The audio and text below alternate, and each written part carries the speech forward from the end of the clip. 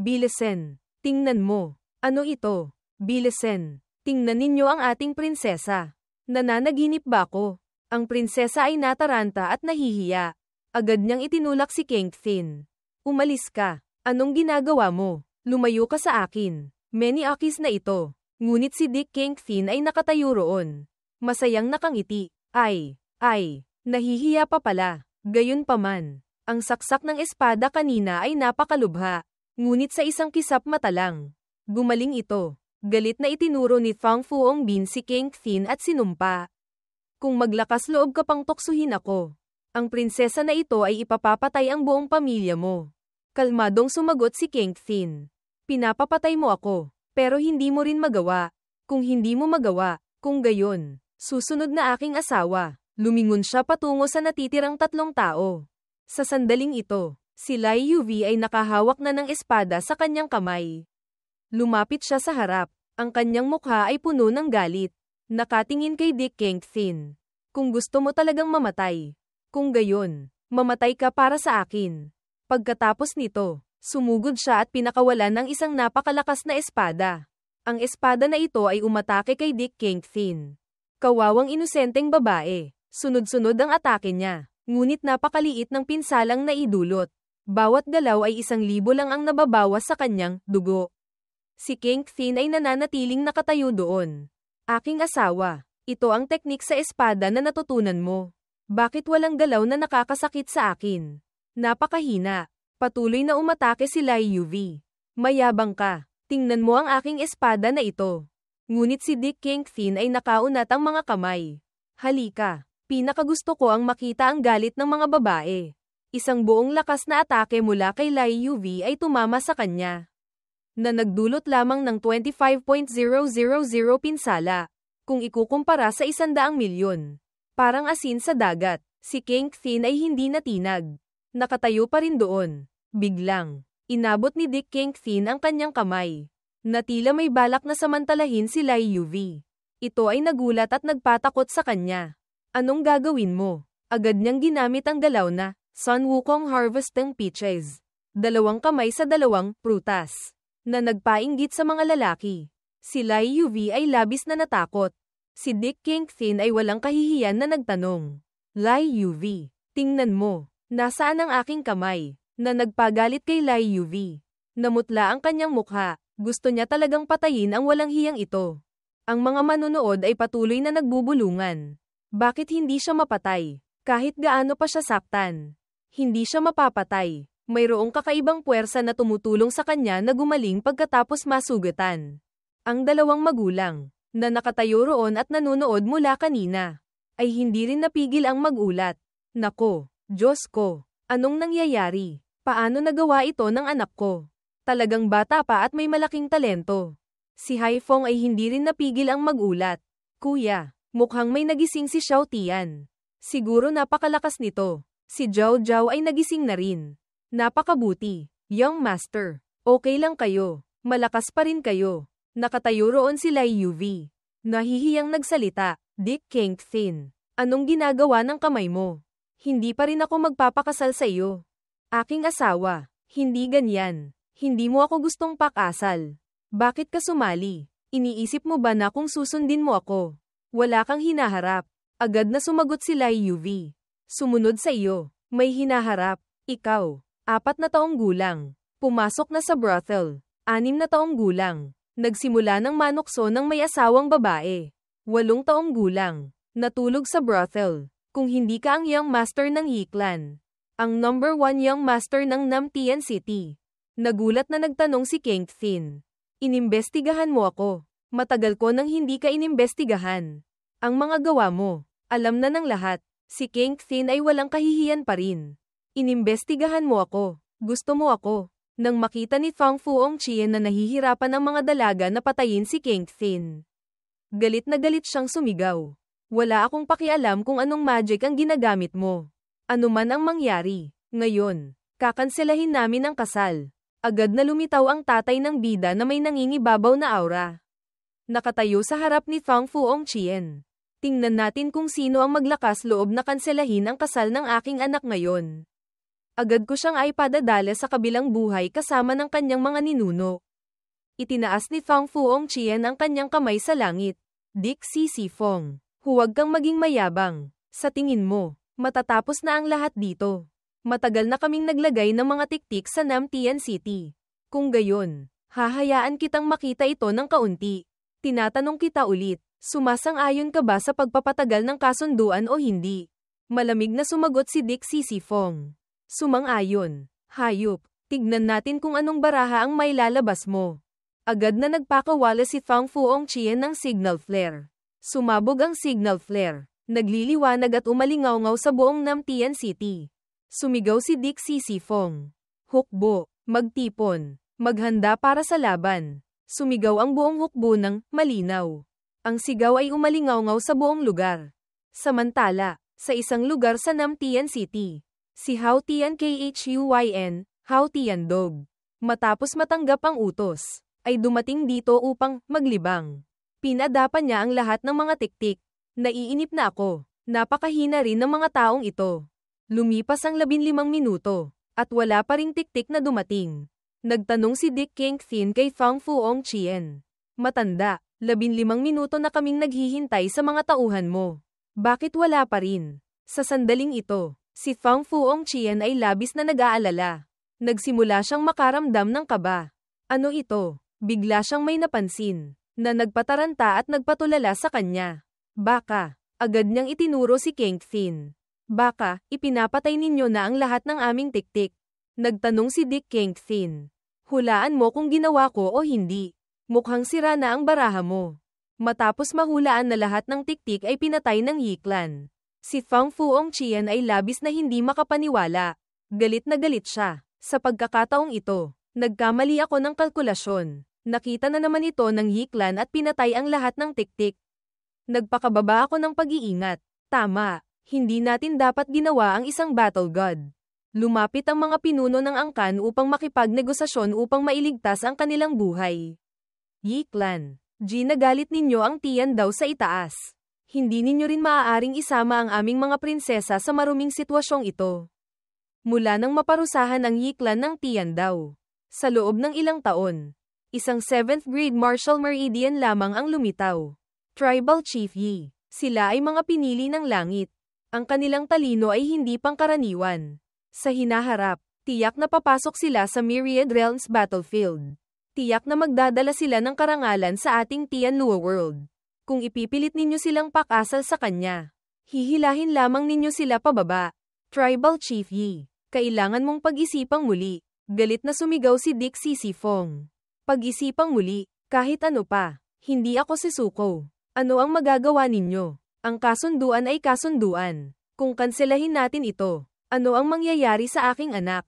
Habang siya ay nangunguna, biglang may isang babaeng subordinate ang dumating upang mag-report. Tribal Chief, ang ginang ay sumasakit ang tiyan at malapit ng manganak. Hindi na mapigil ngayon. Bilisan ninyo at tingnan ninyo. Nang marinig ito ni Dick Sisifong, medyo natarante siya. Bakit naman nagkakataon ngayon? Sa mismong sandali ng desisyon. Ang aking ginang ay malapit ng manganak sa aking anak. Lumingon ang tatay ng bida at inutusan si Dick Haifeng. Haifeng, kailangan kong puntahan at tingnan ng iyong kuya na mangganganak na. Dito, kontrolin mo ang sitwasyon. Tandaan mo, bantayan mo ang batang iyon si Kingthin. Kung walang utos mula sa akin, walang sino man ang maaaring umalis dito. Sino man ang nais umalis, pugutan agad. Walang salita. Agad na sumunod si Haifeng. Kuya, sige. Nagpakita si Fang Fuong Chien ng malisyosong ngiti. Kung mahirap ang panganganak at 2 buhay ang mawawala, iyon ay magiging isang malaking dagok kay Dick Sisifong. Baka manganak pa siya ng isa pang maliit na fevat, trash. Mas maganda, sumigaw si Dick Kingthin. Hoy, mga matatanda, sabi ninyo, naparusahan ang aming Yiklan ng langit at naputol ang aming pagmamana. Kung gayon, paano kung ang Yiklan ay manganak ng isang henyo na walang katulad? Sumagot si Fang Fuong Chien. Kung henyo siya, hinding-hindi ko nababanggitin ang salitang ikakansela ang kasal. Ngunit kung fevat, trash, siya. Ano ngayon? Simple lang. Tatanggapin ko ang pagkansela ng kasal. Ito ang aking desisyon. Si Fang Fuong Qian ay nagpakita ng nasisiyahang mukha. Ang isang salitang binitawan ay hindi na mababawi. Maliit na bata, sigurado ka ba rito? Siyempre, ang tatlong iba pa ay nasisiyahan rin at nagbubulungan. Nais mong manganak ng isang henyo na walang katulad. Ang Yi clan ay naparusahan ng langit at naputol ang kanilang pagmamana. Matagal nang walang ipinanganak na lumampas sa 7th grade martial meridian. Naalala nila ang nangyari noon. Si NGTT, ang ina ni King Thin, ay orihinal na eldest daughter ng Wu clan at ang nakatakdang kasintahan ng kasalukuyang emperador. Si Fang Fuong Hong, Dong Fang Hong. Ngunit sinundan niya ang kanyang pag-ibig kasama si Dick Sisifong at tinalikuran ang kanyang angkan. Siya ay itinaboy ng angkan. Inalis mula sa clan register. Paano kung malaman niya ngayon na ang kanyang panganay na anak ay Fevat, Trash, at nagising lamang ng 1st grade martial meridian? Ito ay parusa. Hindi sumagot si Dick King Thin. Siya ay may malamig na mukha at sumagot. Kung gayon, hintayin na lang natin ang resulta. Tingnan ninyo ng mabuti. Tingnan ninyo kung nagkamali ang aking ina o nagkamali ang inyong Wu clan. Sa kalangitan ng katimugang rehiyon, kumukulog at kumikidlat, sumasaklaw sa buong Yi clan. Isang kidlat ang sumabog, umalingaw-ngaw sa langit. Si Fang Fuong Qian ay tumawa ng malakas. Tingnan mo. Ang Yi clan ay malapit ng maparusahan ng langit. Patuloy na bumabagsak ang kidlat. Sa pagkakataong ito, baka manganak pa siya ng isa pang Fevat, Trash. Ito ang kahihinatnan ng paggawa ng kaaway sa langit. Hinamak ni Dick King Thin. Malumanay niyang sinabi, parusa ng langit, imulat mo ang mata mo na parang aso at tingnan mo ng mabuti. Tingnan mo kung ano iyan. Matapos bumagsak ang isang kidlat, isang hiyaw ng dragon ang umalingaw-ngaw sa buong katimugang rehiyon. Isang nakakatakot na lilim ng asul na dragon, Tonlong Huan, ang lumitaw sa kalangitan mismo ng Yi clan. Ang hiyaw ng dragon ay umalingaw-ngaw sa libu-libong milya, na nagpatremblang sa buong Tianluo world. Nagtulala si Fang Fuong Qian. Napanganga. Tunay na dragon. Dragon Martial Meridian. Ito ang Peak Divine Meridian. Hindi pa kailanman lumitaw sa buong Tianluo world. Ang tatlo pa ay hindi rin napigil ang magulat at nagsalita. Dragon Martial Meridian. Isang Martial Meridian na hindi pa lumitaw. Paano ito nangyari? Si Dick King Thin ay hindi gaanong nagulat. Hindi dragon, kundi ancestral dragon. Naiintindihan ninyo ba? Iyan ang ninuno ng asul na dragon. Isang dragon lang. Ganoon na kayo kabilis magulat. Nagsisimula pa lang ito. Sumunod. Isang apoy ang nagliyab. Nagpapaliwanag sa kalahati ng Tianluo world. Isang vermilion bird, Chutuak, ang lumitaw sa langit. Sunod pa, isang black tortoise, Huyinvu, ang bumagsak. Ang napakalaking katawan nito na parang 10,000 bundok. Tinatakpan ang buong langit ng Namtian City. Hindi pa rin humihinto. Isang white tiger, Bok H, ang lumitaw. Dala ang matinding pagnanais na pumatay. Ang 4 na sinaunang banal na hayop. Nagtipon sa kalangitan ng Yi clan. Nakatingala si Dick King Thin sa langit at ngumiti. Ang resultang ito ay masasabing hindi nasayang ang aking pagpapagod. Ang aking nakababatang kapatid ay may 4 Divine Beasts Ancestral Martial Meridian. Masasabing karapat-dapat siyang maging kapatid ng young master na ito. Upang mabuntis ang kanyang ina, pinakain niya ang kanyang tatay ng iba't ibang ancient spiritual treasures. Pinahalo ng sistema ang napakahalagang 4 ancestral bloodlines.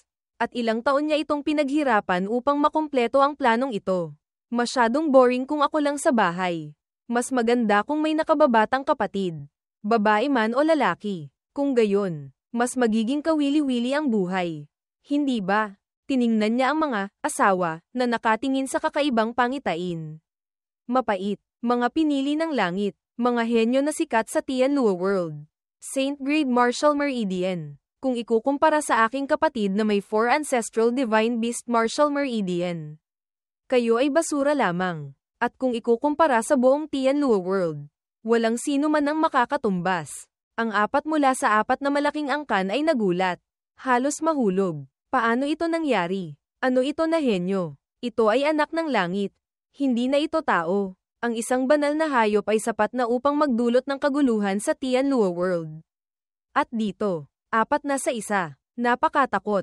Ang 4 na lilim ay dahan-daang naglaho. Ang iyak ay patuloy na umalingaw-ngaw.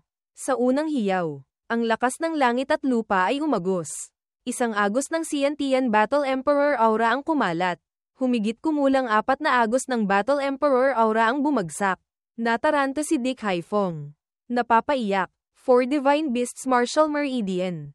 Tian Battle Emperor. Pinagpala ng mga ninuno sa langit ang aming Yiklan.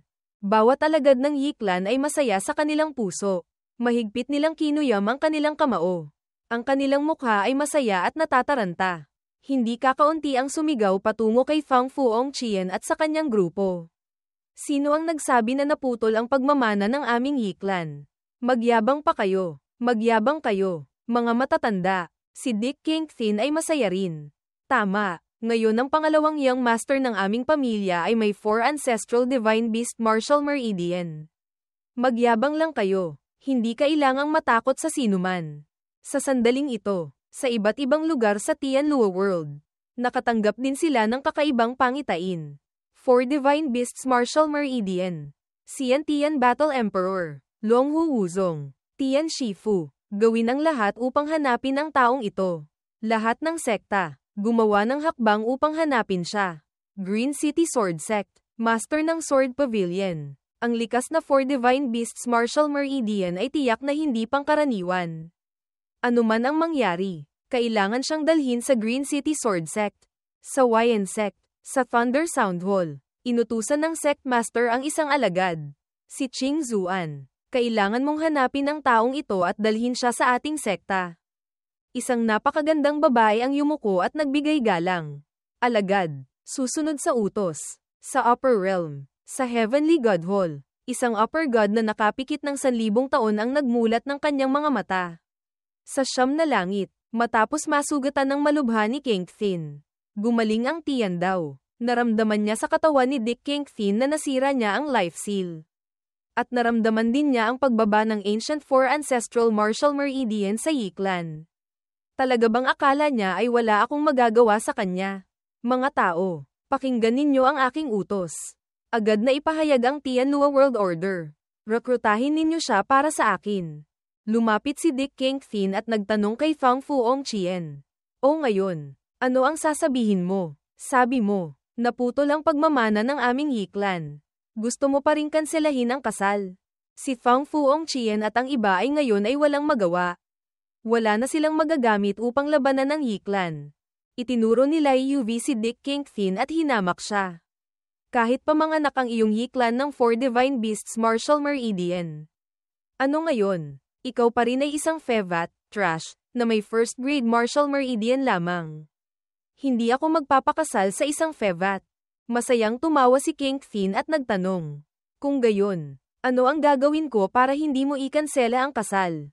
Sinabi ni Lai Yuvi. Sa susunod na taon, makakapasok na ako sa Kenglan Academy. Sa loob ng 4 na taon, makakapasok na ako sa Green City Sword Sect. Sa loob ng 5 taon, kung makakapasok ka sa Green City Sword Sect gamit ang sarili mong lakas. Hindi ko nakakanselahin ang kasal.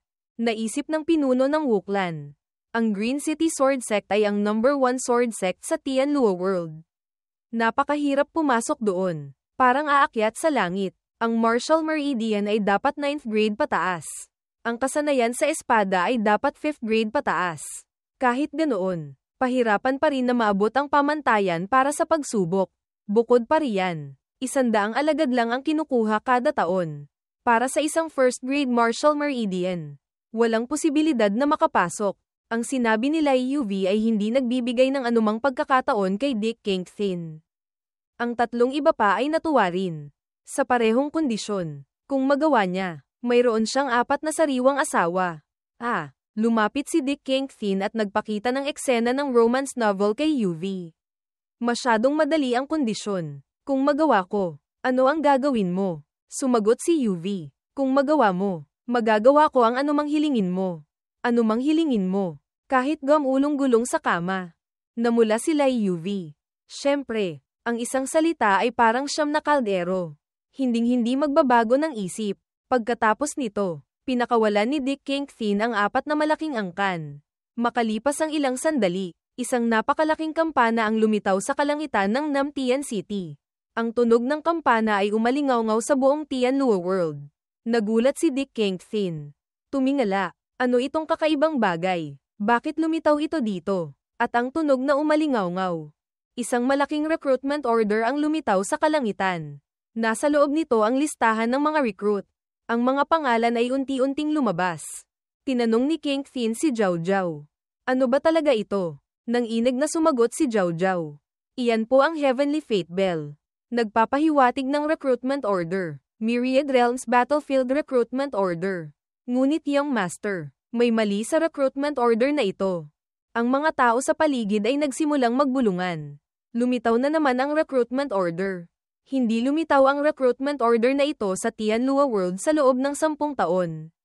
Bakit ito lumitaw ngayon? Ang 4 mula sa 4 na malaking angkan ay nagulat din.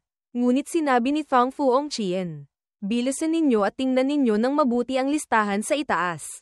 Iyan ang mahalaga. Bawat pangalang lumitaw ay nagpagulat sa mga tao. Dick C. Fong, Dick Hai Fong, Dick CN, Dick Nam, unti-unting lumitaw. Lahat sila ay mga tao mula sa Yi Clan. 137 pangalan na may apelyidong Dick ang lumitaw. Masayang sumigaw si Fang Fuong Chien. Tama, dapat ganyan. Tingnan ninyo, lahat sila ang pinakamalakas sa Yi Clan. Karamihan ay mga core members. Kung hindi elder, mga elite ng angkan. Ang cultivation base ay Battle Emperor. Ang pinakamababa ay Battle King. Hindi pa rin maintindihan ni Dick Kingpin kung ano ang recruitment order. Ipinaliwanag pa ni Zhao Zhao. Young Master, iyan ang utos na tawagin ang mga taong nakalista roon upang pumasok sa Myriad Realms Battlefield. Isang lugar ng kaguluhan at patayan. Sino mang martial artist na na-recruit, gaano man kalakas sa Tianlua World, walang sino man ang nakabalik. Lumapit sila UV at sinabi, tama. Ang Myriad Realms Battlefield ay isang lugar kung saan nagtitipon ang libu-libong dimensyon.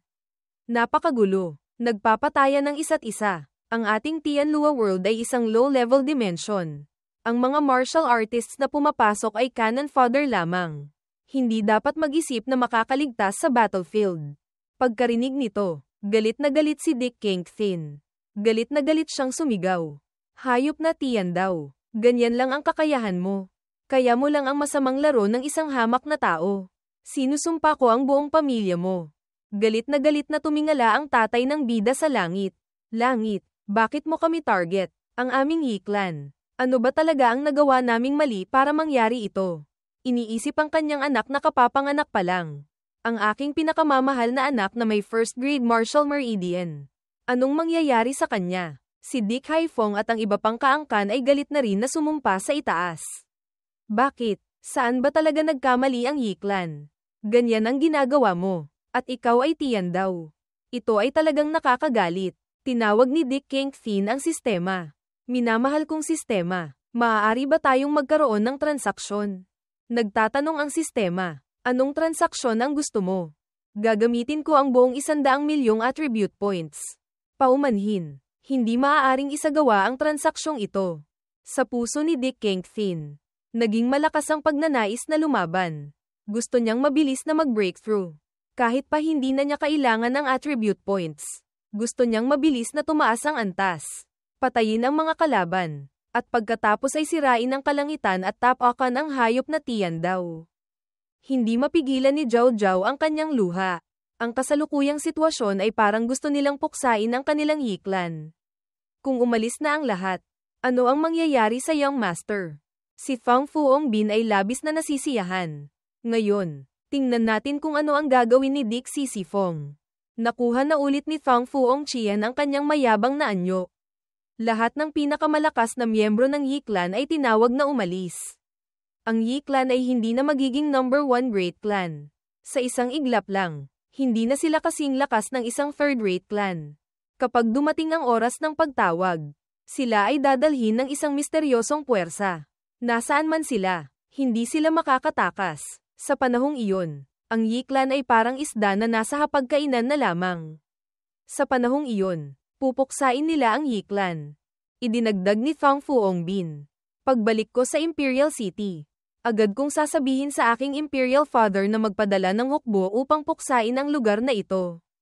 Wasakin ang Namtian City hanggang sa maging patag na lupa. Ipaghiganti si Uncle Zon. Pagkatapos nito, inutusan niya ang hukbo na umalis kaagad at mabilis na bumalik sa Imperial City. Sinunod ng buong hukbo ang utos at agad na umuwi. Lumingon siya kay Dick Kingpin at Zhao Zhao. Niyakap niya si Zhao Zhao at pinatahimik siya. Si Zhao Zhao ay lubos na nalulungkot dahil sa pagpanaw ng kanyang lolo. Sinabi ni Kingpin, paumanhin, Zhao Zhao, ang aming hiklan ay magsasagawa ng kumpletong libing para kay matandang Huang. Umalis si lolo na may ngiti. Sinabi niya, ito ang kanyang kalayaan. At ito rin ang pinakamagandang wakas. Ngayon wala ka ng lolo. Pero mayroon ka pa rin ako. At mayroon ka pa rin ang aming hiklan. Sa mundong ito, hindi ko hahayaan ang sinumang humamok o mambuli sa iyo.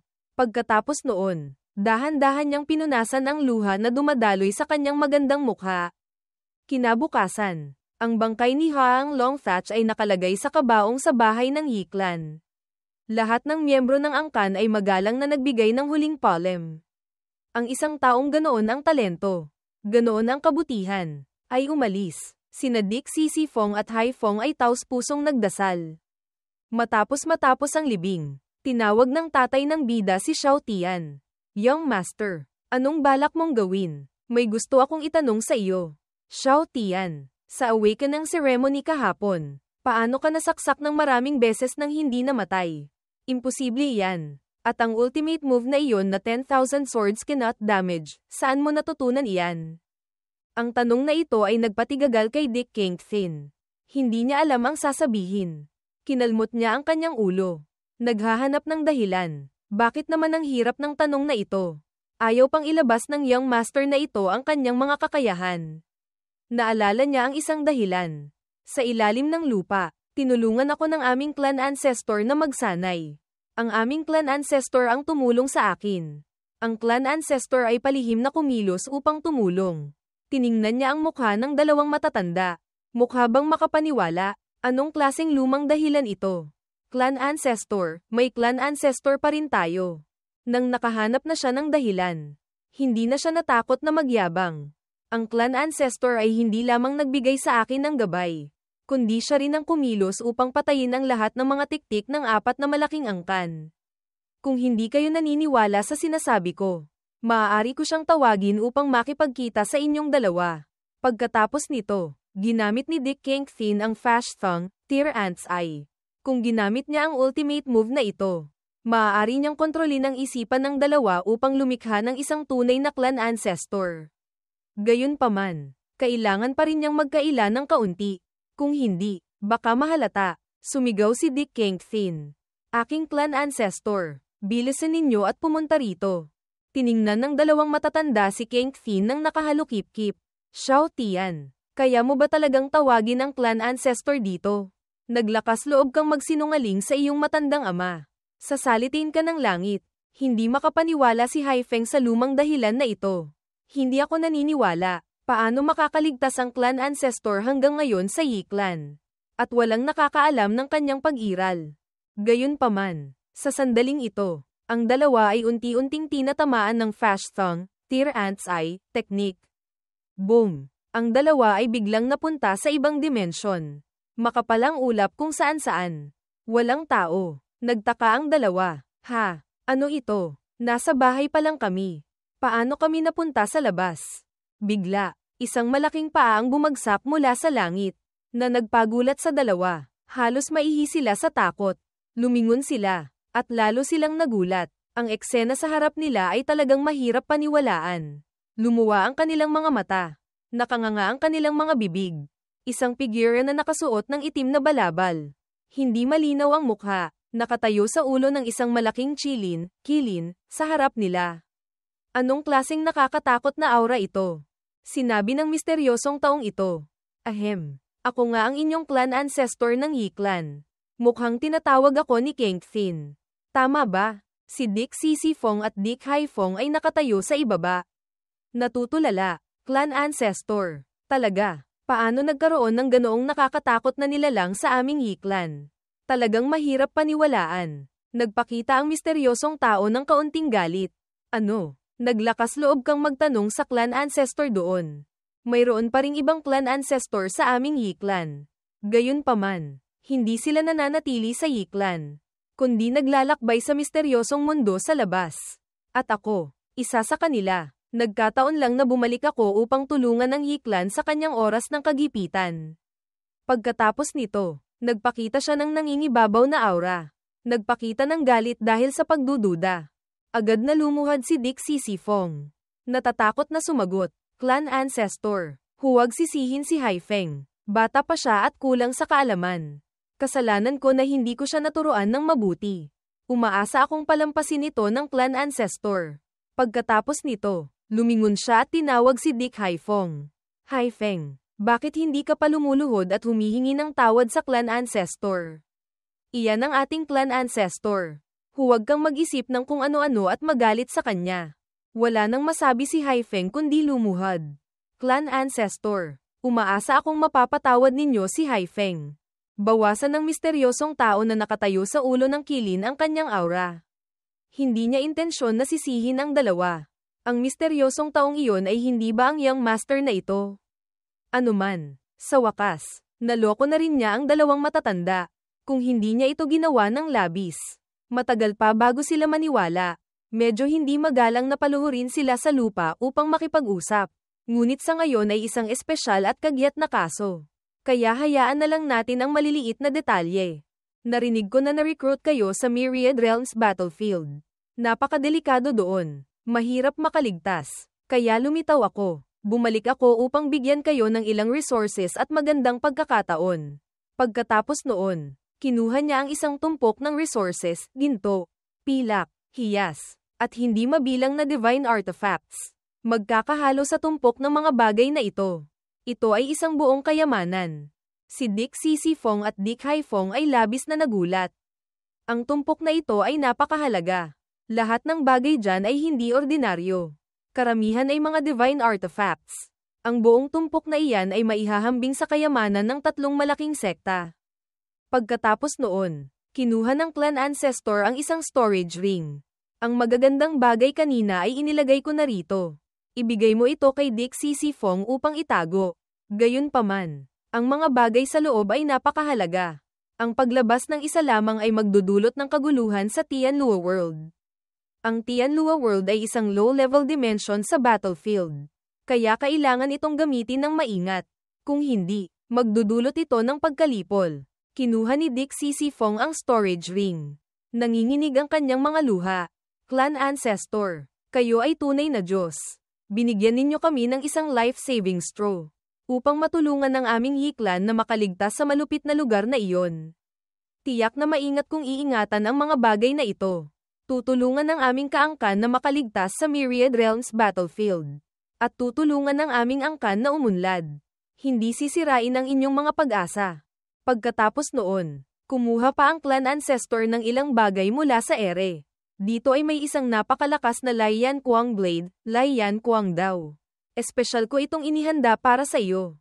Kung sakaling makakita ka ng taong makakakilala sa talam na ito, sabihin mo sa kanya ang isang pangungusap para sa akin. Naalala mo pa ba ang Lake Min sa Great Ming? Tandaan mo ang 18th level ng impyerno.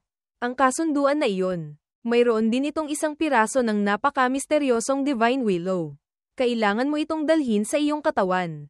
Sa sandali ng buhay o kamatayan. Sa pinakamahalagang sandali, may iligtas nito ang iyong buhay. Nagyuko si Dick Sisifong ng magalang. Naalala ko lahat ng bilin ng Clan Ancestor. Lubos kaming nagpapasalamat sa Clan Ancestor. Habang nagpapasalamat ang dalawa, ang misteryosong taong iyon, ang Clan Ancestor, ay naglaho. Sa harap ng dalawa ay si Dick Kengthin. At ang dalawa ay nakabalik na rin sa Yiklan. Nagtanong si Kengthin, aking asawa, nakita mo na ba ang Clan Ancestor? Nakita ko na. Napakatakot niya. Nagbigay din ang Clan Ancestor sa akin ng ilang pagkakataon at nagbilin ng ilang mahalagang bagay. Ngunit ngayon, gusto kitang samahan sa isang lugar ngayon din. Nagulat na nagtanong si Dick Kengthin. Anong lugar? Ganoon kabilisan. Ang lihim na negosyo ng Yiklan ay may bagong tsaa na dumating sa Yichen Courtyard. Dadalhin ka ng iyong tatay doon upang uminom ng tsaa at makinig sa kanta upang mawala ang stress.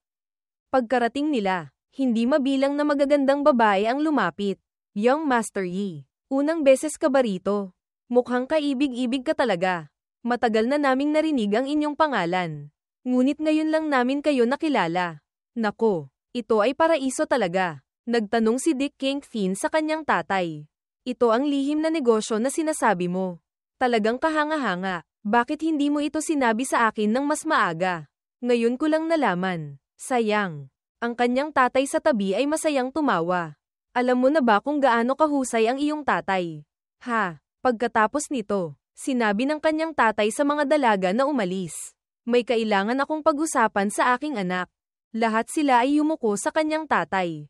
Sumusunod kami, Master. Nagtaka si Dick Kingpin.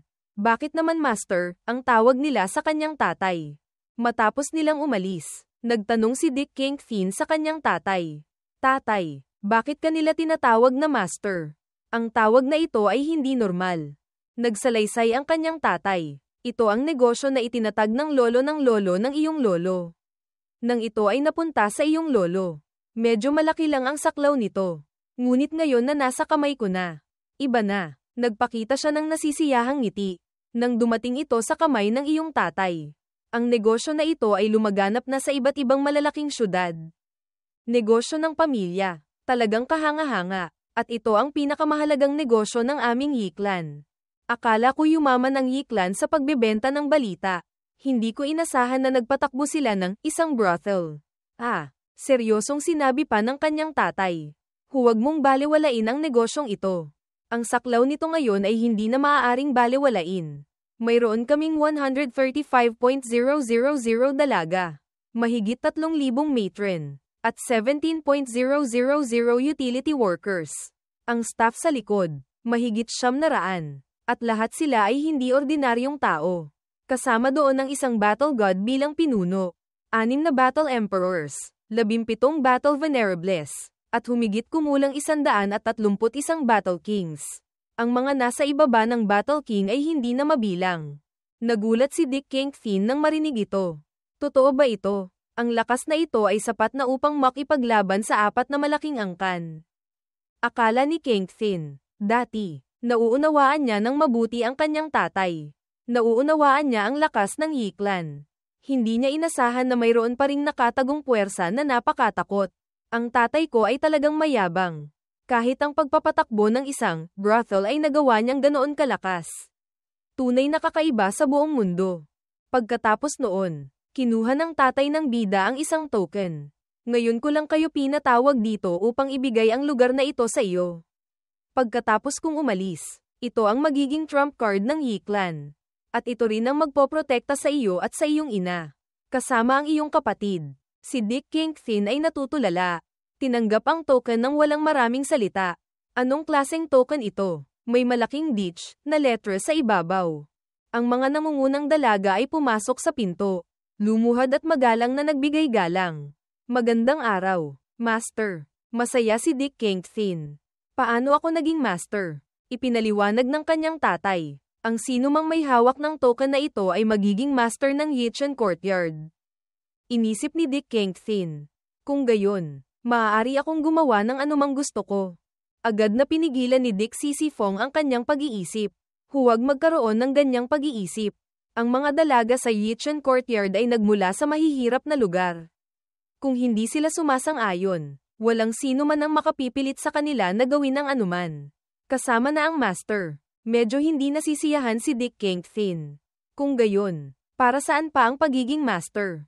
Sumagot si Dick Sisifong. Subaybayan ang Tianluo World. Magtipon ng impormasyon. At tipunin ito rito. Pagkatapos noon, maaga mong mahuhulaan ang mga mangyayari sa hinaharap. At layunin ng ilang espesyal na tao upang gawin ang mga espesyal na bagay. Kung ang Yiklan ay dumating sa punto ng buhay o kamatayan. Kung gayon, bilang Master, maaari mong simulan ng puwersa na ito upang lumaban at makatakas sa panganib. Ngunit umaasa ako na huwag mo itong gamitin. Dahil sila lahat ay napakakaawa-awa. Lahat sila ay kawawa. Hindi maaaring mawalan ng buhay para sa Yiklan. Iyan ay masyadong malupit. Pagkatapos nito, umalis siya upang maghanda, kung walang pagbabago. Sa loob ng 3 araw, ako at ang mga elite ay sasali sa hukbo. Susubukan kong ayusin ang lahat ng maayos. Hindi makapagsalita si Dick Kingpin sa kanyang tatay. Anuman. Ito ay usapin ng pag-iral ng angkan. Paano hindi mag-aalala ang kanyang tatay? Pagkalipas ng 3 araw, dumating ang araw. Ang 137 elite at elder ng Yi Clan ay kailangang umalis upang sumali sa hukbo. Nagtipon sila sa harap ng pangunahing bahay ng Yi Clan. Lahat sila ay handang-handa na mamatay. Ang kanilang mga kamag-anak ay naroon upang ihatid sila. Lahat ay malungkot at umiiyak. Si NGTT ay umiiyak. Niyakap ng tatay ng bida ang kanyang ina upang patahimikin siya. Huwag mag-alala. Manatili ka sa bahay at alagaan mo ng mabuti ang ating anak. Babalik ako. Tiyak na babalik ako ng buhay. Lumapit din si Dick Kingpin upang ihatid siya. Tatay, mag-ingat kayo. Sa sandaling ito, si Dick Sisifong ay natitiyak na iniwan niya ang lugar na ito sa kanyang anak. Huwag mag-alala. Ligtas akong babalik kasama ang mga tiyuhin at kaangkan. Babalik kaming lahat. Isang malaking puwersa ang bumaba sa lugar ng grupo ng Yi Clan. Bawat isa sa kanila ay nagsimulang lumutang sa ere. Walang sino man ang makakalaban sa agos na ito. Parang isang pilit mula sa tiyan daw. Hindi maaaring labagin. Lahat ng Yi Clan ay nagsimulang lumutang sa ere. Si Dick Sisifong ay kumpiyansang sumigaw. Titi, Kingpin, aking anak, kailangan ninyong protektahan ng mabuti ang ating kaangkan. Umaasa ang ating Yi Clan sa iyo. Bababa kami ng buhay. Ang aming Yi Clan ay magbubukas ng isang bagong kalangitan. Yi Clan, hinding-hindi kayo susuko. Isang sinag ng liwanag ang kumislap. At lahat ng tao ay naglaho sa espasyo. Parang hindi sila naging naroroon. Matapos umalis ang lahat, umiyak ng husto ang ina. Lumapit si Dick Kingpin upang patahimikin siya. Mami, okay lang si tatay. Dapat tayong maging masaya na inihatid natin sila sa battlefield. Walang mangyayari sa kanila. Makalipas ang ilang panahon, sa isang magandang araw, isang binata na nakasuot ng sirang damit ang lumitaw. Mukhang napakamalungkot, may hawak siyang tuyong sanga bilang baston. Dahan-dahan siyang pumasok sa East Gate ng Namtian City. Habang naglalakad, sinasabi niya ng pahinto-hinto. Sa wakas, nakarating na rin ako rito. Sa sandaling ito, labis siyang galit. Naglakbay ako ng ganyan katagal sa loob ng 1 taon. Lahat para makapunta sa Yi Clan sa syudad na ito. Ang paghihiganti sa pagpatay sa aking senior brother. Kailangan kong malaman ang katotohanan. Tiyak na ipagbabayad ko sila sa kanilang ginawa. Dahan-dahan siyang pumasok sa syudad. Gayunpaman, dahil mukhang pulubi siya, napapansin siya ng mga tao. Habang naglalakad siya, bigla siyang naamoy ang masarap na amoy ng pagkain. Hayop, gusto ninyo akong patayin. Malapit na akong mamatay sa gutom. Si Dick Kingpin ay nakatayo roon. Nakikipag-usap sa may-ari ng tindahan ng tinapay. Dahil sa pagkawala ng lakas ng Yi Clan. Karamihan sa mga mangangalakal sa syudad ay nagsimula ng umalis upang iligtas ang kanilang buhay. Nagtanong si Dick Kingpin sa may-ari ng tindahan. Boss, nagbebenta ka pa rin dito? Hindi ka sumama sa kanila? Masayang sumagot ang may-ari ng tindahan. Nagbebenta ako ng tinapay dito. Ang Namtian City ang aking tahanan. Kung kailangan kong mamatay, dito ako mamamatay. Bukod pa riyan, hindi ba't napakabuti ng Yi Clan ngayon? Mahusay ang ginagawa ng Yi Clan. Naniniwala ako na ang Yi Clan ay mananatiling matatag. Habang kumakain si Dick Kingpin ng tinapay. Tumawa siya. Tama iyan. Bigyan mo pa ako ng ilang tinapay. Okay, sandali lang. Young City Lord. Pagkatapos noon, kinuha niya ang isang kawali ng tinapay na mainit at puno. Nandito na ang benta. Nandito na. Si Dick Kingpin ay kumuha pa ng tinapay at patuloy na masayang kumain. Gayunpaman, lumapit sa kanya ang pulubi. Ang kanyang bibig ay basa sa laway. Gutom na gutom siyang nakatingin sa masarap na tinapay. Nakinig din si Dick Kingpin sa pulubi na ito. Gutom na gutom siya. Parang gusto niyang kainin si Kingpin at ang tinapay. Kuya, mukhang masarap ang tinapay na kinakain mo. Mukhang tradisyonal na palaman. Pagkatapos noon, dila-dila niya ang kanyang mga labi. Si Dick Kingpin ay natigilan ng 5 segundo. May hiya pa ba ang taong ito? Matapos kumain ng 1 piraso, para siyang umakyat sa langit. Ang pakiramdam na ito ay talagang napakaganda. Parang muling nabuhay. Ang tinapay na ito ay talagang masarap. Lumingon siya kay Dick Kingpin. Hindi ko kinakain ang tinapay mo ng libre.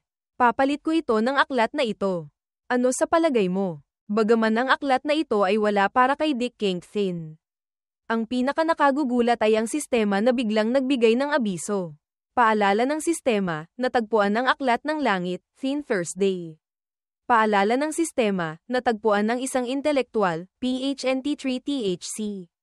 Matapos kumain ng ilang oras. Sa wakas, naubos ng pulubi ang halos 10 tray ng tinapay. Nabamali sa record ng may-ari ng tindahan sa loob ng ilang taon. Sa wakas, busog na siya. Napabuntong hininga siya sa pagkabusal. Nagtanong si Dick Kingpin, talaga bang ginagamit mo ang aklat na Layat Buang Kuangki, Blazing Sun Yang Chi, upang ipagpalit ang pagkain na ito? Napakalaki ng pagkakaiba. Masaya niyang sumagot, ako si Truong Thao lang, Zhang Daoling. Ako ay lalaki. Sinusunod ko ang aking salita. Gagamitin ko ang teknik sa paglinang na iyon upang bayaran ang pagkain na ito. Hinding-hindi ako magsisisi. Pagkatapos niyang busugin, si Truong Thao lang ay tumayo at nagpatuloy sa kanyang paglalakbay.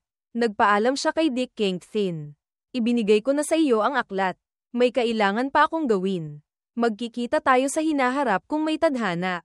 Hawak ni Dick Kingpin ang aklat sa kanyang kamay at nag-isip. Truong Thao lang. Ang pangalan na ito ay pamilyar. Parang narinig ko na ang pangalan na ito sa isang lugar.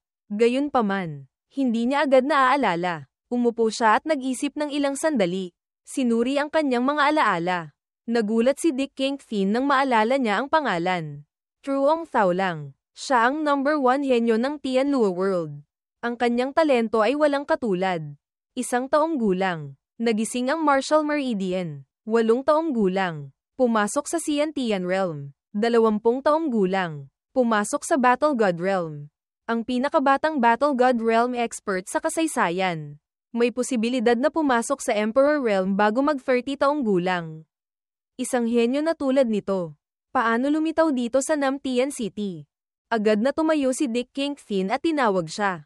Truong Thao lang. Sandali. Pagkarinig ng tawag, natakot ang kanyang mukha. Ay, baka hingiin niya pa ang bayad sa pagkain. Lumingon siya at nataranta na sumagot. Kinain ko na lahat ng tinapay mo. Hindi ako maglalabas ng kahit isa. Ang aklat na Liat Buang Kuangki na iniwan ko ay ang pinakamahalagang teknik sa paglinang ng Longhu Wuzong. Nilikha ng unang henerasyon ng Tianxi. Sapat na iyan para bayaran ang mga tinapay. Hawak ni Dick Kingpin ang aklat at masaya. Hindi ko hinihingi na ilabas mo ang mga tinapay na kinain mo. Ngunit, maaari mo bang basahin sa akin ang nilalaman ng aklat na ito? Kuya, medyo natuliro si Truong Thao lang. Basahin ang aklat na ito. Hindi mo pala hinihingi ang pera. Madali lang. Pwede kang maniwala sa akin. Naalala ko lahat ng nilalaman ng aklat na ito sa aking isipan. Pagkatapos noon, masaya niyang sinimulan ang pagbabasa. Bawat salita, ang yang chi ng langit. Isanib sa katawan. Isanib ang yang sa daw. Uyon sa loob. Si Dick Kingpin ay nakikinig. Labis na nasisiyahan. Ito ang kailangan ko. Pagkatapos noon, ipinikit niya ang kanyang mga mata upang damhin ang bawat salita.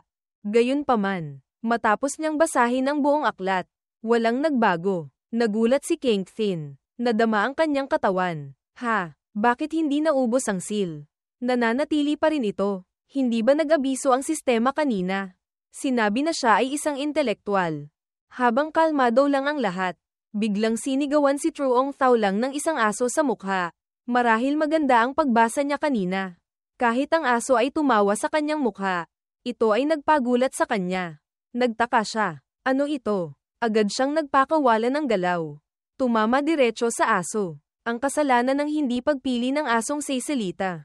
Sinigawan niya ang tuliro na binata, na tinamaan ng isang galaw at gusto nang umuwi. Si Dick Kingpin ay nakatingin. Ang galaw na ito, nagawa niya pala sa isang asong kalye. Talagang nawalan siya ng salita. Gayunpaman, nang maramdaman niya ulit, sa sandaling ito, parang may lumabas na agos ng chi sa kanyang katawan. Ang dantian ay nagsimulang magbago. Ang seal ay nagkaroon ng matinding pagbabago. Isang napakalakas na agos ng chi ang dahan-daang tumama sa seal. Sa kasalukuyan, ang blood count ng talent seal ay 5 milyon sa 5 milyong dugo. Lumitaw ang talent seal. Tumama ang malakas na agos sa seal. At biglang nabawasan ito ng 5 puntos. Ang natitirang dugo ay nawala na ng 5 puntos. Sa isang iglap lang, ang isang galaw na iyon ay nagbawas ng napakaraming dugo. Dahan-dahan na inayos ni Dick Kingpin ang chi at dugo sa kanyang katawan. Kung magpapatuloy ito tulad kanina, malamang sa loob lamang ng 2 taon, masisira na niya ang ikalawang layer ng seal. Kung mabubuksan na ang talento, maaari nang magsimulang maglinang. Gayunpaman, ang mahalaga ngayon ay kung paano mapanatili siya sa kanyang tabi. Sa ganitong paraan, mas mabilis na masisira ang seal sa kanyang katawan. Si Truong Thao lang at ang aso ay patuloy na naglalaban ng matindi. Halika rito, natalo na aso. Bibigyan pa kita ng isa pang galaw. Dagdag na dahon. Ang aso ay hindi sumuko at sumigaw ng matapang. Tunay na isang magandang labanan. Naalala ni Dick Kingpin ang isa pang bagay. Ang teknik sa paglinang na Liet Buang Kuang Ki, Blazing Sun Yang Chi. Hindi ba tiyan ang nilikha ng batang si Truong Thin Doi, Zhang Tiandoy? Parang may sinabi siya nang makilala ko siya sa Myriad Realms Battlefield. Baka si Truong Thin Doi ay nagmula sa Longhu Wuzong ng Tianlua World. Sa sandaling ito, lumitaw ang sistema. Napakahina ng iyong memorya. Ang teknik sa paglinang na ito ay nakasave na sa sistema. Matagal mo na itong pag-aari. Nagulat na tumingin si Kingpin. Talagang nakalimutan ko na ito. Kinuha niya ito at tiningnan. At ito nga ang orihinal na bersyon ng Liet Buang Kuang Ki. Kung gayon, mukhang nakuha ko nga ito noon.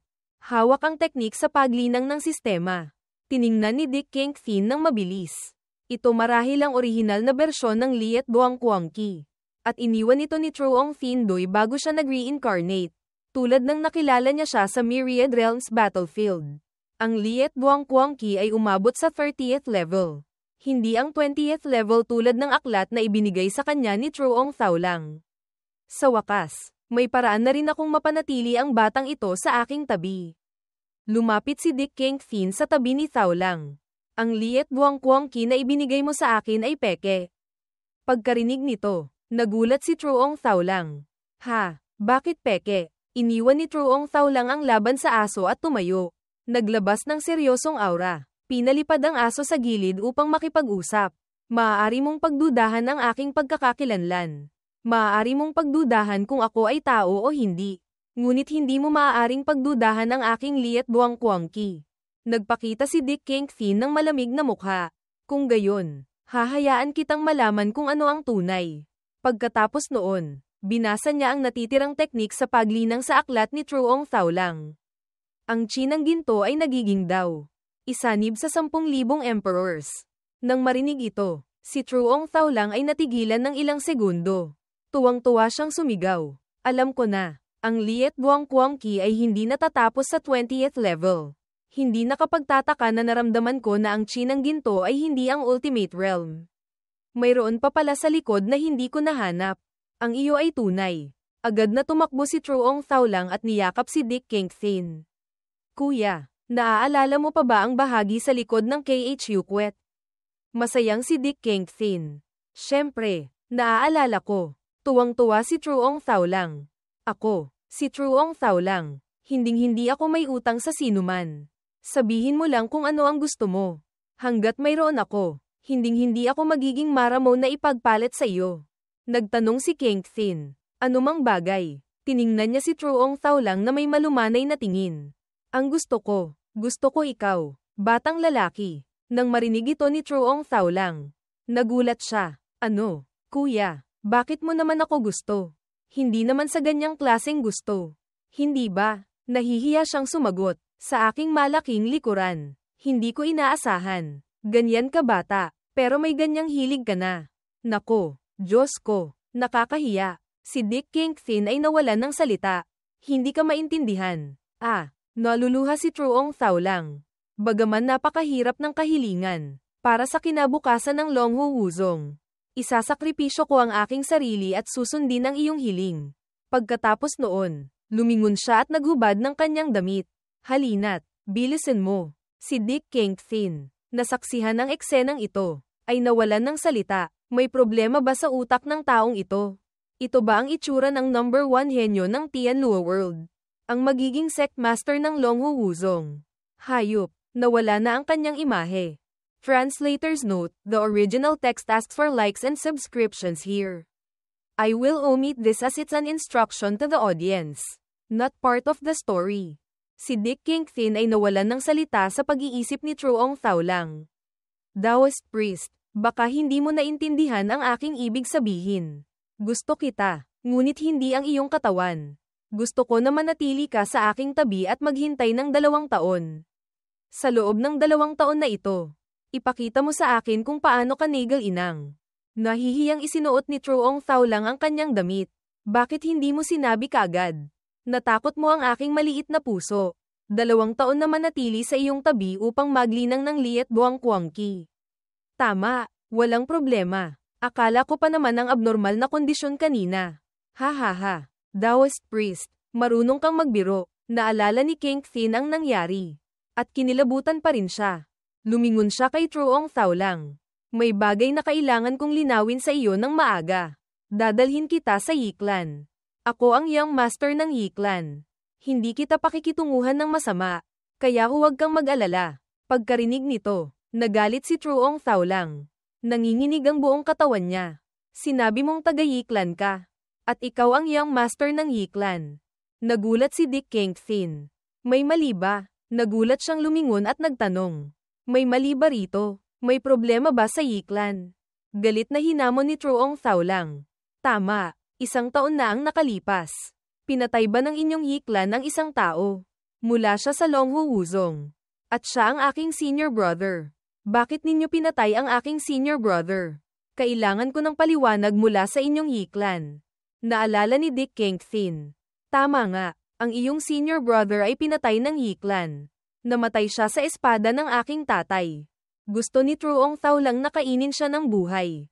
Nasaan ang tatay mo ngayon? Bilisan mo at ilabas mo siya para sa akin. Ilang araw na ang nakalipas. Na-recruit na siya sa Myriad Realms battlefield. Pagkarinig nito, bumalik ang saya ni Truong Thao lang. Kung gayon, okay lang. Ang mga taong tulad ko ay may prinsipyong sinusunod. Kung sino ang pumatay sa aking senior brother, hahanapin ko siya upang maghiganti. Kung pumasok na ang iyong tatay sa Myriad Realms battlefield. Kung gayon, sa susunod na pumasok ako sa Myriad Realms battlefield, hahanapin ko siya upang makipag-ayos. Medyo nawala ng salita si Dick Kingpin. Ngunit masasabi niyang matuwid ang taong ito. Kung gayon, umalis na tayo ngayon. Dadalhin kita sa aking Yiklan. Pagkatapos noon, inihagis niya sa kanya ang orihinal na bersyon ng Liet Buang Kuangki. Kunin mo ito. Ito ang kopya ng aming patriarch. Nasa loob nito ang bahagi sa likod. Kinuha ni Truong Thao lang. Medyo nagulat. Ha, inihagis mo lang na parang basura. 1 taon ang lumipas. Sa Imperial Palace sa kabisera. Sa pangunahing bulwagan, si Emperador Fang Fuonghong ay labis na galit. Sa loob ng 1 taon, 150.000 piling sundalo ang sumugod sa katimugang rehiyon. Ano man ang bilang ng mga taong nagtipon, ang resulta ay pareho. Sa katimugang rehiyon, ang buong hukbo ay napuksa. Walang sino mang nakaligtas. Ano ba talaga ang nasa katimugang rehiyon? Parang isang bawal na lugar.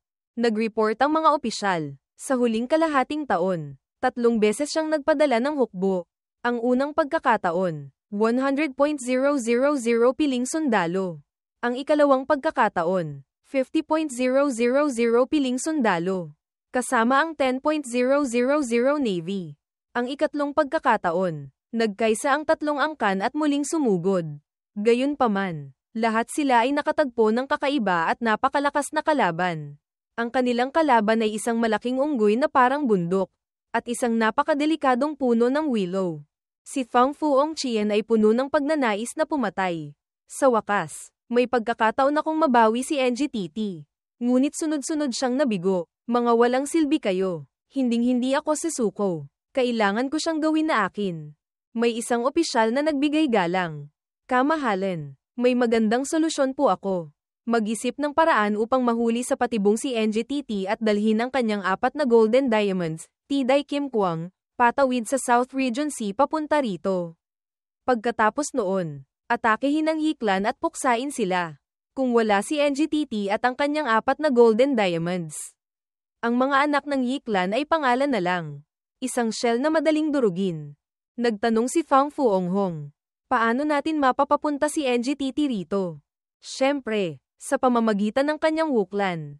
Ang mga labi ni Fang Fuonghong ay ngumiti ng palihim.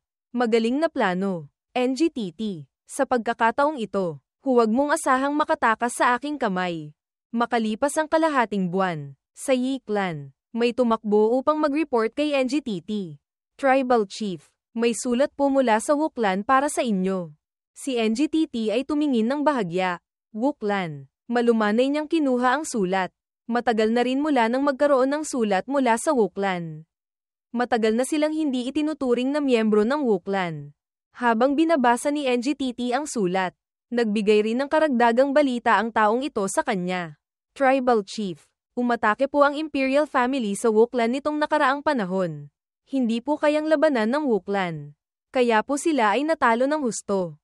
Maraming namatay at nasugatan. Nakasulat sa sulat na ang kanyang ina ay malubhang nasugatan at natatakot siyang hindi na magtatagal. Sa kanyang huling sandali, umaasa siyang makikita siya at ang kanyang mga apo. Dahan-daang damaloy ang luha ni NGTT. Ang kanyang ina ang tanging taong pinakamimiss niya sa loob ng mahabang panahon. Ngayon na siya ay malubhang nasugatan. Agad na sumakit ang kanyang puso. Umiyak siya, hindi mapigilan. Dahil noon, pinili ni NGTT si Sisi Fong at tinalikuran si Fang Fuonghong. Mula noon, hindi na siya itinuring ng wuklan bilang kanilang anak. Ngunit ngayon na nasa panganib ang wuklan, paano niya maaring balewalain ang kanilang nakaraang galit? Agad niyang inutusan na maghanda. Sasama ko ang 4 na anak, ang 4 na golden diamonds, at pupunta roon. Samantala, sina Dick Kengthin, Zhao Zhao, at Truong Thao lang ay naglilinang araw at gabi. Magkasama silang sumakay sa Golden Winged Divine Bird at lumipad patungo sa isang lugar. Zhao Zhao, ilang araw nang hindi kumakain at umiinom si Truong Thao lang. Sumagot si Zhao Zhao, 17 araw na po. Young Master. Hindi mapigilan ni Dick Kengthin ang kanyang sarili. Talaga siyang abnormal, naglilinang, pero parang hindi nauubos ang kanyang chi. Sa kanyang puso, labis na nasisiyahan si Dick Kengthin. Sa loob ng 1 taon, kasama si Truong Thao lang, ang blood count ng talent seal ay mahigit 2 milyong puntos na lang. Mas mabilis ang bilis kaysa sa inaasahan niya. Kung sa ganitong bilis, sa loob lamang ng 6 na buwan, masisira na niya ang talent seal. Sa pagkakataong ito, ang pagkakatagpo kay Truong Thao lang ay talagang parang nakakuha ng kayamanan. Habang lumilipad, nakaramdam siya ng kakaiba. May naglakas loob na pumasok sa teritoryo ko. Ang Nam Tian Mountain Range ay teritoryo niya. Agad niyang pinapunta ang Golden Winged Divine Bird doon. Halika, puntahan natin at tingnan kung ano iyan. Sa malalim na kagubatan ng Nam Tian Mountain Range, isang babae na nakasuot ng asul na damit ang nagtatago sa paanan ng isang puno. May isang abnormal na lalaki na naghahanap sa babaeng iyon. Senior Sister Ching Zuan, hindi ka makakatakas. Halika, magkakasama tayo. Maglinang para sa kasiyahan. Ang babae na nakasuot ng asul na damit ay namutla. Nakasandal sa isang malaking puno. Ang buong katawan niya ay mainit. Namumula. Ang kanyang mga mata ay tuliro dahil sa gamot. Patuloy na nagsasalita ang abnormal na lalaki. Senior Sister Ching Zuan, nakita. Tinamaan ka ng Thi Think Tan, aphrodisiac powder. Ang antidote ay isang lalaki. Ipinapangako ng iyong senior brother na magiging malumanay. Sumunod ka sa akin at maglinang tayo. Si Ching Zuan ay may tuliro na tingin. Ngunit nananatili siyang malinaw. Ang huling liwanag ng Kailan Awan sa kanyang katawan ay parang apoy na sumusunog sa kanya. Pinilit niya ang kanyang sarili na mag-isip. Hindi, Ching Zuan. Isang buhay na hinabol mo ang rurok ng martial arts. Hindi ka maaaring. Sa wakas, hindi na siya makakatakas sa kanya. Nahanap na siya. Oops, surprise. Senior Sister. Nang makita niya ito, natakot at nagulat si Ching Zuan. Si Ching Zuan, sa isang huling pagkakataon ng pagiging matigas ang ulo, kinuha ang kanyang espada at inilagay sa leeg niya. Huwag kang lumapit, kung hindi, kikitalan ko ang sarili ko. Hindi mo makakamit ang iyong hangarin. Ngunit ang abnormal na lalaki na ito ay walang pakialam. Sa tingin mo ba mamatay ka at hindi ko gagawin ito sa iyo? Masyado ka ring inosente, Senior Sister Ching Zuan. Habang malapit na niyang kainin ang magandang babae, Biglang narinig ang isang boses. Pangit kang pala ka. Napakasuka mong tingnan. Ang abnormal na lalaki ay nagulat at nagalit. Sino iyan? Lumabas ka para sa akin. Lumabas ang tatlo. Sina Dick Kingpin, Zhao Zhao, at Truong Thao lang. Sa harap niya. Sino? Hindi ba't ang iyong tatay? Pangit na abnormal. Pagkarinig nito, halos umubo siya ng dugo. Si Chu ng Zon, Joe ng Chon. Galit ang mga mata. Kumikislap ang pagnanais na pumatay. Paano ka naglakas loob na lumabas at manggulo? Manggulo sa aking magandang gawa. Dapat kang mamatay. Agad siyang sumugod. Nagpakawala ng isang galaw patungo kay Dick Kingpin. Si Dick Kingpin ay minamaliit pa rin siya. Walang pakialam siya sa atake na ito. Nananatili siyang nakatayo, hindi gumagalaw. Nang ang galaw ay malapit na sa kanyang noo. Sumimangot si Cho ng Zon. Bigla siyang umiyak, masakit sa buto, sa ilalim ng kanyang tiyan. Siya ay tinamaan ng napakalakas na atake. Isang agos ng internal energy ang umagos. Tumama sa kanya. Si Truong Thao lang pala ang nagpakawala ng atake na iyon. Tumama diretso kay Chu ng Zon. Naglakas loob kang galawin ang aking kuya. Ha! Ang bawat agos ng mapusyaw na gintong chi. Parang kidlat, ay sumabog sa kanyang dibdib. Ang kanyang katawan ay pinalipad ni Truong Thao lang ng higit 10 kilometro. Lumilipad palayo, tumatama sa mga puno ng hindi humihinto. Umiikot ng 7 ikot at kalahati. Hanggang sa wakas ay tumigil. Ang galaw na iyon ay nagdulot sa kanya ng malubhang sugat. Namutla ang kanyang mukha, at umubo siya ng sariwang dugo. Ang kanyang katawan ay nanginginig. Hindi niya makontrol. Si Truong Thao lang ay nakahalukip-kip. Sino ka para galawin ang aking kuya? Talagang naghahanap ka ng kamatayan. Si Chu ng Zon ay nakaluhod na sa lupa. Natatakot. Ang kanyang katawan ay nanginginig ng hindi humihinto. Na-realize niya na iyon ay Liet Duang Kuangqi. Ang natatanging teknik sa paglinang ng Longhu Wuzong. Tanging mga nasa elder rank pataas ang maaaring matutunan ito. Sumunod. Sinabi niya. Elder ng Longhu. Ako si Chen Yangzi. Alagad ng Sword Pavilion. Umaasa akong mapapatawad ako ng elder. Wala akong mga mata. Nasiyahan si Truong Thao lang. Kuya, narinig mo ba? Tinawag niya akong elder. Sa Longhu Wuzong, walang sino man ang naglakas loob na tawagin akong elder. Lahat sila ay tinatawag akong little junior uncle. Ito ang unang beses na may tumawag sa akin ng ganyan. Ah, napakasarap. Sa puso ni Cho ng Zon. Labis siyang nag-aalangan. Sino ang batang ito? Naramdaman niya kanina na walang cultivation base ang batang ito. Isang elder ng Longhu Wuzong. Sa isang lugar tulad ng Southern Region. Pinoprotektahan ng isang bata na walang cultivation base. At tinatawag pa niyang kuya ang batang ito. Ano ba talaga ang pagkakakilanlan niya? Anak ba siya ng Tianxi? Hindi nagsalita ng marami si Dick Kingpin. Ang taong tulad niya ay tunay na basura ng lipunan.